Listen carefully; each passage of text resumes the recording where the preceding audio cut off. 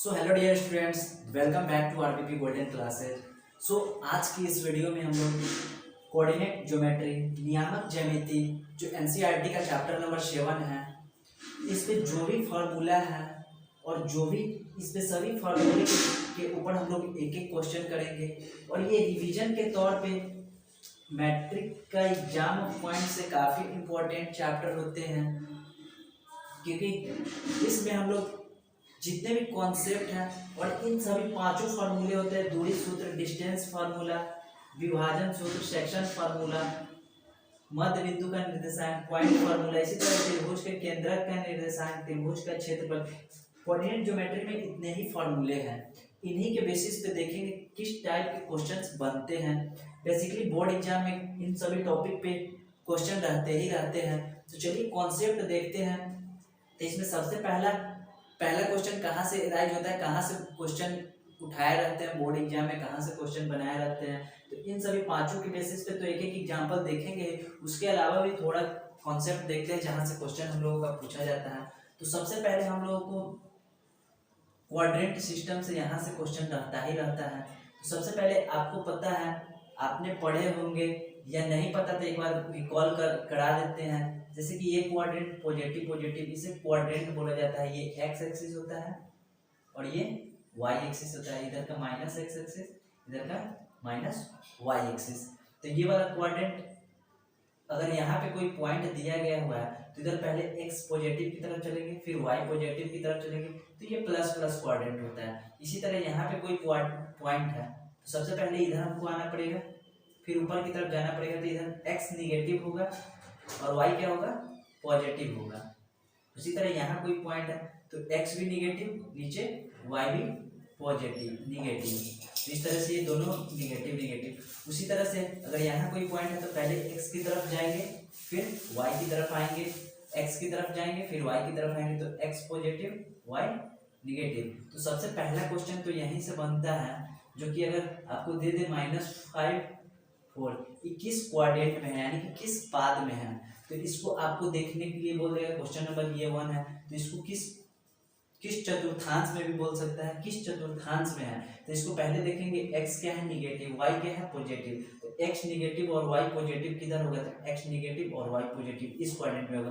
पहले आपको इसको समझना होगा। अगर ये समझ लेते हैं तो आपको इस टाइप के कोई भी प्रॉब्लम आए इजीली सॉल्व कर लेंगे। तो पहला क्वेश्चन तो यहीं से रहता है। एक क्वेश्चन यहाँ से फिक्स रहता है कि कौन से क्वाड्रेंट में, कौन से पाद में या कौन से चतुर्थांश में ये पॉइंट दिया है। इसी तरह से बहुत सारे पॉइंट दिए रहेंगे, जैसे कि 5, -6 ये किस क्वाड्रेंट में है, तो फोर्थ क्वाड्रेंट में।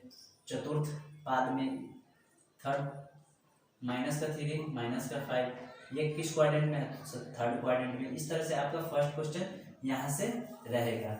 नेक्स्ट सेकेंड क्वेश्चन आपका यहाँ कहाँ से रहता है, तो सेकेंड क्वेश्चन आपका जो एक कोऑर्डिनेट रहता है, जो ये x है और ये y है, ये माइनस का y, ये माइनस का x। तो दूसरा क्वेश्चन यहाँ से पूछता है, आपको 2 पॉइंट दे देगा, 5, -6 पूछेगा भुज कौन है और कोटि कौन होता है। तो इस वाले x वाले को क्या बोलते हैं हम लोग, भुज, और y वाले को क्या बोलते हैं, कोटि।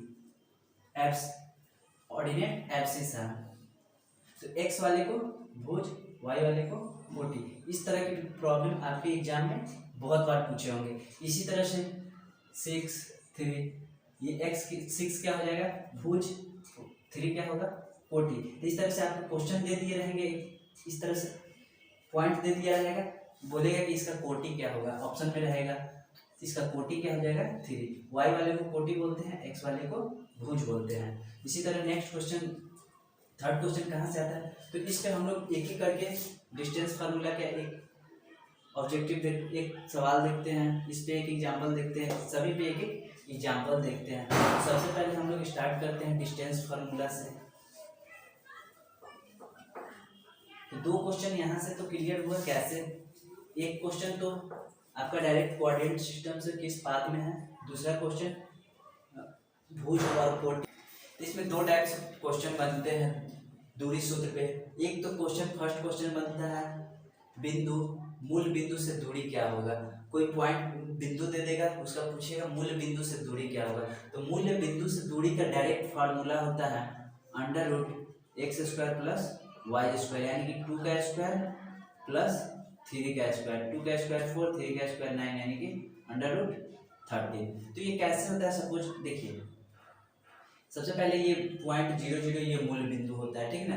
यहाँ से डिस्टेंस कोई बोल रहा है, यानी कि दूरी निकालने के लिए, तो ये 2,3 ए पॉइंट है, तो इसका डिस्टेंस, इसका दूरी ए से बी, यानी कि इस फॉर्मूले के तहत x2 माइनस x1 के whole square y2 minus y1 का होल स्क्वायर, जो कि सूत्र यही होता है डिस्टेंस फार्मूला। तो हमको x2 माइनस x1, यानी कि अगर हमको OA निकालना होगा तो हमको x2 माइनस x1 2 माइनस 0 का square y2 minus y1 3 minus 0 का स्क्वायर, तो 2 माइनस 0 2 का स्क्वायर, 3 माइनस 0 3 का स्क्वायर, तो 2 का स्क्वायर 4, 3 का स्क्वायर 9, यानी कि अंडर रूट 13 ही आता है। तो इसलिए अगर मूल्य बिंदु से दूरी पूछा जाए, मूल्य बिंदु से दूरी पूछा जाए तो डायरेक्ट इसका स्क्वायर प्लस इसका स्क्वायर कर देंगे, आंसर आ जाएगा।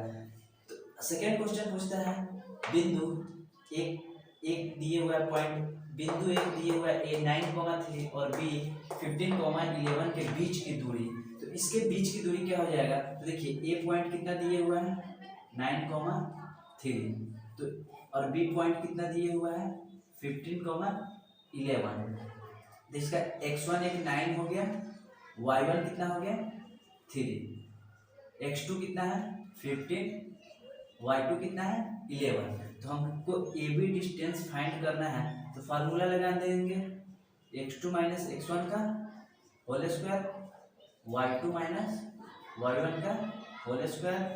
तो हम लोगों का x2 क्या है 15 माइनस x1 कितना है 9, 15 माइनस 9 का square plus x2 minus x1, y2 कितना है 11 माइनस y1 कितना है 3 का होल स्क्वायर। तो हमको ए बी कितना आ जाएगा, यानी 50 से 9 जाएगा तो कितना 6 का स्क्वायर प्लस 11 से 3 जाएगा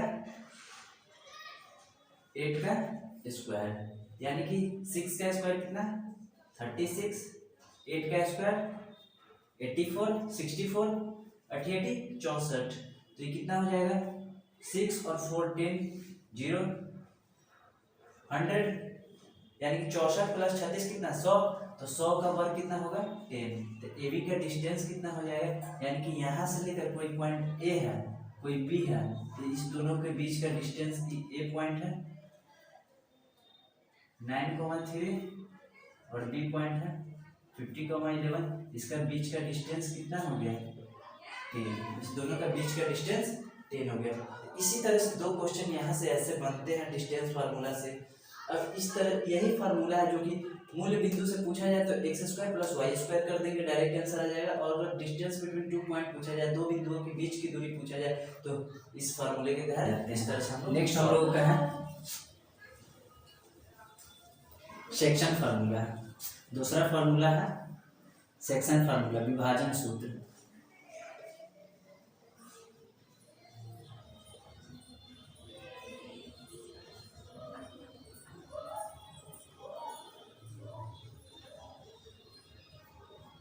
सेक्शन फार्मूला क्या होता है mx2 plus nx1 upon m plus n, my2 plus ny1 upon m plus n। तो ये सेक्शन फार्मूला ये होता है। तो इसका कॉन्सेप्ट क्या है, m n ये सब क्या है तो आप समझाते हैं आपको। 2 पॉइंट दिया रहेगा, 2 पॉइंट गिवन रहेगा, जैसे कि 2,3 4,5, और इसको बोलेगा 2:3 में डिवाइड कर रहा है। कोई लाइन है इसको 2:3 में विभाजित कर रहा है, ठीक ना। इधर वाला 2 है, इधर वाला 3 है, तो ये क्या होता है m होता है, ये n होता है, ठीक है। ये m मान लेते हैं, ये n मान लेते हैं। अब इसको कैसे सॉल्व किए जाते हैं, mx2 इधर वाले को इसके साथ, इधर वाले को इसके साथ।